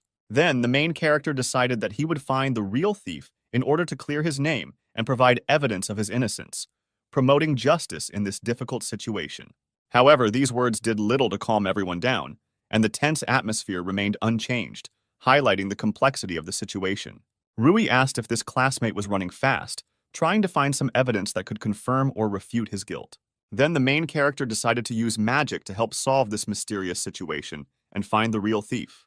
He decided to use the smoke veil to create confusion and try to hide, perhaps giving himself extra time to think and act. It is clear that they immediately disappeared from the man's line of sight, leaving him in panic and bewilderment. They tried to leave the danger zone, and Rui led the guy towards safety to warn him about the possible consequences of theft and conflict. And the man could only think about where his classmates could have disappeared, leaving him in a state of confusion and unresolved questions. The man was understandably furious after such an act, and his feelings were so agitated that he could make rash decisions in an attempt to unravel this mysterious situation. He immediately began to get angry at the men standing next to him because they could not prevent and did not see how his classmates ran away, which only increased his anger and disappointment. They could not understand what to do now, faced with growing chaos and unexpected developments. They decided that they just needed to ask the Academy for help, how to seek help from competent persons to solve riddles and solve difficult situations. One of them had to go ask for help, while the second began a search to deal with the situation as effectively as possible. All this time, classmates sat on the roof and watched everything that was happening, remaining in a safe place so as not to get into the center of the conflict. At such a dizzying pace, the protagonist, like an arrow, might even attract the attention of a local group of knights, whose determination to hunt him would only increase the tense situation in which he finds himself. The guy did not fall into pessimism. On the contrary, his determination was at its best, and he strove to find the criminal as quickly as possible, filling himself with determination and hope. Wolf felt a little wary about this whole situation. He could not understand why the main characters got involved in this adventure, and a certainty arose in his mind that the mysterious individual they encountered was hiding some mysterious intentions. But the guy tirelessly and persistently began to convince Wolf of the opposite, revealing his motives and conviction that this adventure would lead to solving important mysteries and saving many lives. Since he considered his classmate his true friend, he decided to assist him in this difficult matter. The guy's reaction was extremely stunning, since he did not expect to hear such words at all and felt sincere gratitude. He could not understand how this happened, because every day he growled at him and expressed his dissatisfaction, and now they showed gratitude to him and were ready to help. However, he still couldn't figure out what the guy's true goal was. The main character, sharing his plan, invited his partner to go to where he discovered the mysterious bottle, assuring that this could give rise to new discoveries and reveal the key mysteries of this fascinating story. However, when they arrived at the indicated place, they discovered that there were no traces or evidence left there. The guy turned to the company with an enthusiastic look and politely asked to give him this beautifully decorated bottle of wine for a while, as if he had an important plan. After receiving the bottle, he began to use magical analysis, blindingly revealing its origin and centuries-old history, as if opening a gateway to unknown worlds. The main character enthusiastically admitted that the secrets of this magic were passed on to him by a close friend, whose wisdom came from ancient texts and mystical knowledge. Despite his passion and effort, he realized that his mastery of magic had not yet reached the heights his friend had reached, and that he still had a lot of study and practice ahead of him. The main character, through the magical atmosphere, suddenly discovered something and broke the silence, inviting the assembled company to go somewhere, as if expecting an important discovery or adventure. Without explaining a word to his friend, he resolutely continued to run away, as if rushing towards something urgent, leaving him bewildered and intrigued. Wolf, carefully watching what was happening, noticed that Rui was moving at such a speed that seemed inhuman, which caused his surprise and suspicion of his friend's mysterious abilities. After these words from Wolf, the main character sped up even more, as if embodying strength and energy that defied explanation and pushed him towards an unknown goal. After some time, as if called by an incredible force, they found themselves in place, as if they had overcome time and space, waiting for what would open before them in this mysterious location. The footprints they noticed led inside the building, as if inviting them to explore the secrets hidden within its hideout. After some thought, the guy decided that in this situation it was better to return the bottle, because he felt that the upcoming exploration of this mysterious place could take a lot of time and effort. Wolf, stunned by the development of events, could not understand whether this was the very barn they were looking for, or whether another mystery had opened up before them.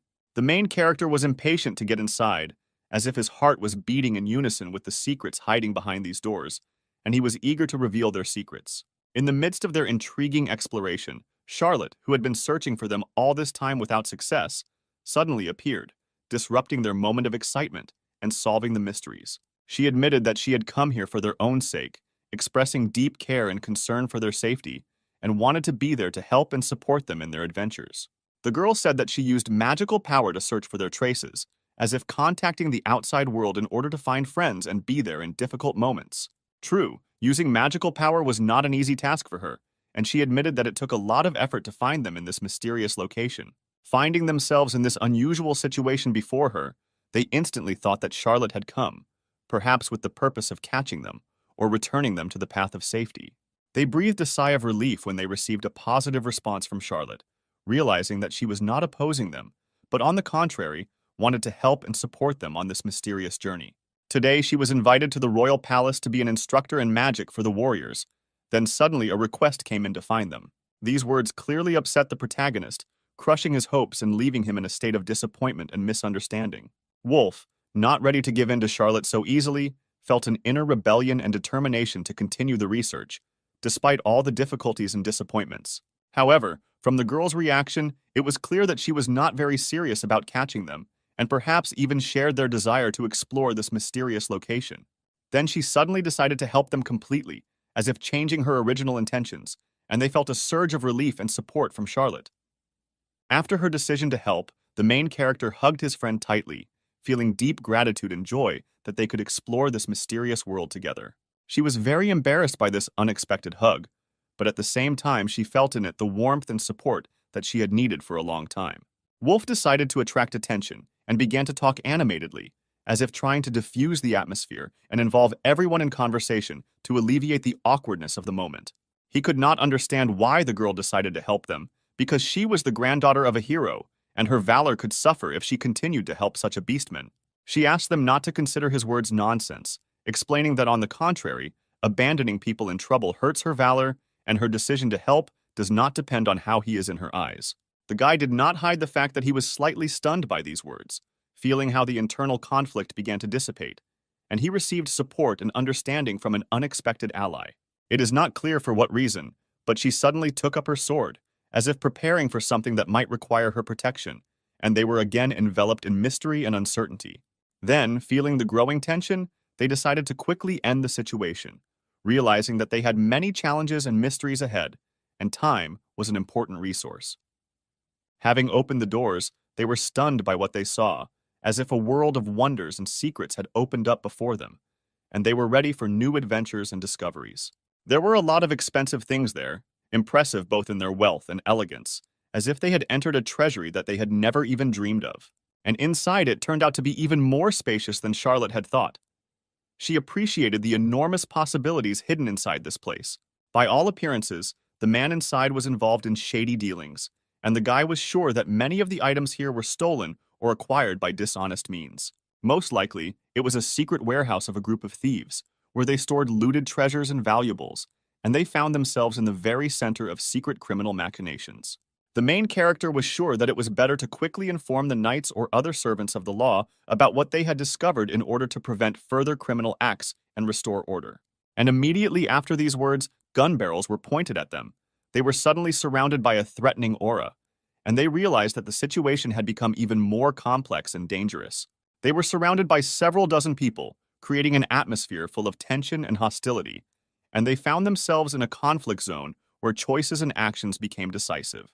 A man approached them and asked if they were lost, as if trying to bring clarity to a difficult situation, and they felt a slight sense of relief, although they did not quite understand what was happening. His name was Ghoul, and he found himself the leader of this gang, managing all these people and the situation, and they realized that they were now dealing with an important player in this mysterious incident. According to their impressions, he is a fairly authoritative figure in the world of crime, which emphasized the seriousness of the situation and the need for caution in dealing with him. For some reason, the guy had doubts that this man was really the leader of the thieves, perhaps due to his unusual appearance or behavior, and this added to the mystery of the situation. He made good money from thefts, but the main character was determined not to let him make money from all this stolen property and believed that justice must prevail. He was determined to stop the thief and put an end to his illegal activities, even if it meant confronting an authority figure in the world of crime. The man suddenly felt that he seemed to have seen the main character somewhere, and his look at the young man became full of suspicion and bewilderment. Then, as if revealing some secret, he said that he was very lucky to see this young man, and his words aroused surprise and questions from everyone present. He did not think that his goal would come to him, and his attitude towards the main character became even more mysterious, leaving many unanswered questions in the air. Charlotte resolutely drew her sword and took a stance, preparing to defend herself, her determination clear despite the difficulty of the situation. Wolf was very angry that the man had stolen goods from the souvenir shops, which could expose him to suspicion and hostility from the locals, and he strongly expressed his indignation. The man couldn't even remember which gift shop he stole from, and his incredible carelessness and oversight added to the mystery of the situation. He did not deny that one of his subordinates seemed to have stolen something from there, and did not see a huge problem in this. Then he began to mock and show where all this goods were. After these words, the guy now definitely won't forgive them and will tear them to pieces on the spot. The man realized that the guy seemed to have gotten it for this act. Taunting him, he offered to become his master as an apology. Wolf was shocked by this proposal and was already at the peak of his rage. He began to explain that he actually had one rich suitor for the guy. People quickly break down psychologically, so they are short-lived. Wolf's nerves could not stand it, and he was ready to tear everyone and everything to pieces. But the main character stopped him in time and thereby prevented a fight. He was sure that they simply wanted to anger him, and he should not give in to it. He asked Charlotte to shut up because she was looking down on him. The guy asked him not to think about it because they don't think so, he's just talking nonsense. These words also slightly struck Wolf, because he had apparently never heard such a thing before. After that, he really calmed down a little and came to his senses. The main character hoped that the guy had learned his lesson and understood everything. Wolf's gaze switched to Rui's bloody fist. He admitted that he would repay the man for insulting his friend. The man ordered his subordinates to deal with the guy because he sees him as a huge problem. The excitement for the fight lit up in their eyes. In addition, the man asked not to hit Rui in the face, thereby mocking him. The man realized that if he sold it to perverts who loved cute boys, they would pay a lot for it. It sounded disgusting. But after some time, the man's gaze changed very sharply. He was scared. His subordinates' fingers were broken in every possible way. The main character used a technique called golden shell and also finger removal. The man was very frightened by this and could not understand who was standing in front of him. Well, the main character was calm and noticed that the man's gun began to shake. In turn, he tried with all his might to show that he didn't care and was calm. And then he completely ordered to open fire. Well, the guy had an idea of what to use to protect them. He used a move called the crane. It was the first time Wolf had ever seen such a technique. And everyone present had already run out of ammunition. And now the friends had a chance, but they had to try not to damage the stolen property. Rui easily dealt with his opponents and did not see them as a danger. And Charlotte helped him at this time, as always. She asked to leave someone for her. Their team worked really unitedly and it brought results. Wolf was stunned by the sequence of attacks, because they protect blind spots from each other. And after some time, everyone present was lying unconscious. The man had no choice but to shoot at the standing guy. Wolf turned away at that time and did not notice the bullet flying at him. In a split second, she should have approached the guy. When he already noticed this, he was very scared and did not know what to do. Rui noticed this too and realized that he needed to do something. The main character began to approach the guy in order to help him. And a split second later, screams were heard in the building and blood flowed.